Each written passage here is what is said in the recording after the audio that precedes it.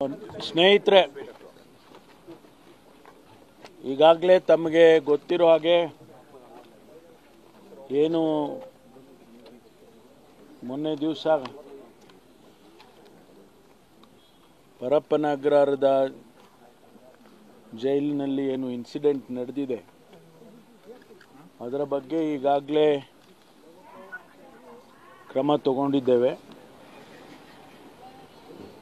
Incident ಆಗಿರ್ತಕ್ಕಂಥದ್ದು ನಮಗೆಲ್ಲ ಗೊತ್ತಾದ ಮೇಲೆ ಅದಕ್ಕೆ ತನಿಖೆಯನ್ನು ಮಾಡಿ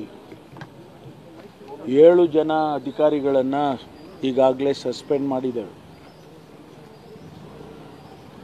ಅದಾದ ಮೇಲೆ ನಾನು ಈಗ ತಾನೇ ವಿಸಿಟ್ ಮಾಡಿ ಮತ್ತಷ್ಟು ಮಾಹಿತಿಗಳನ್ನು ತೆಗೆದುಕೊಂಡ ನಂತರ ಇಲ್ಲಿನ ಚೀಫ್ ಸೂಪರ್ಡೆಂಟ್, ಅವರ ಹೆಸರು ಶೇಷಮೂರ್ತಿ, ಮತ್ತು ಸೂಪರಿಂಟೆಂಡೆಂಟ್ ಮಲ್ಲಿಕಾರ್ಜುನ ಸ್ವಾಮಿ,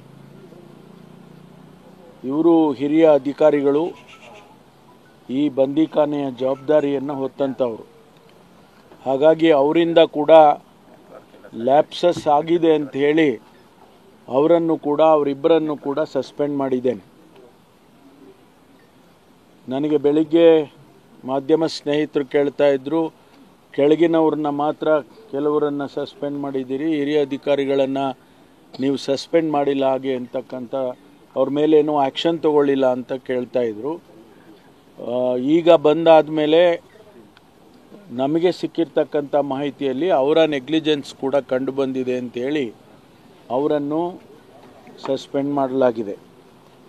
ಜೊತೆಗೆ ಯಾರು ಸಿಗರೇಟ್ ತೊಗೊಂಡು ಬಂದು ಕೊಟ್ಟರು, ಯಾರು ಟೀ ತೊಗೊಂಡು ಬಂದು ಕೊಟ್ಟರು, ಕುರ್ಚಿ ಯಾರು ತೊಗೊಂಡು ಬಂದು ಹಾಕಿದರು, ಇದೆಲ್ಲವನ್ನು ಕೂಡ ತನಿಖೆ ಮುಂದುವರಿಯುತ್ತೆ. ತನಿಖೆ ಪ್ರಿಲಿಮಿನರಿಯಾಗಿ ಆಗಿರುವಂಥದ್ರಲ್ಲಿ 3 FIRಗಳನ್ನು ರಿಜಿಸ್ಟರ್ ಮಾಡಿದೆ ಅವ್ರ ಮೇಲೆ.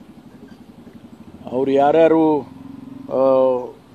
ಏನು ಪ್ರಿಸನ್ ಆ್ಯಕ್ಟ್ನಲ್ಲಿ, ಏನು ಪ್ರಿಸನ್ ಮ್ಯಾನ್ಯುಯಲ್ನಲ್ಲಿ ಏನು ನಮೂದಿಸಿದ್ದಾರೆ ಅದನ್ನು ವೈಲೇಷನ್ ಮಾಡಿದ್ದಾರೆ. ಅದಕ್ಕಾಗಿ 3 FIRಗಳನ್ನು ರಿಜಿಸ್ಟರ್ ಮಾಡಿದ್ದೇವೆ. ಅವ್ರ ಮೇಲೆ ಕ್ರಮ ತಗೊಳ್ಳೋದು ಪ್ರಾರಂಭ ಆಗುತ್ತೆ. ಜೊತೆಗೆ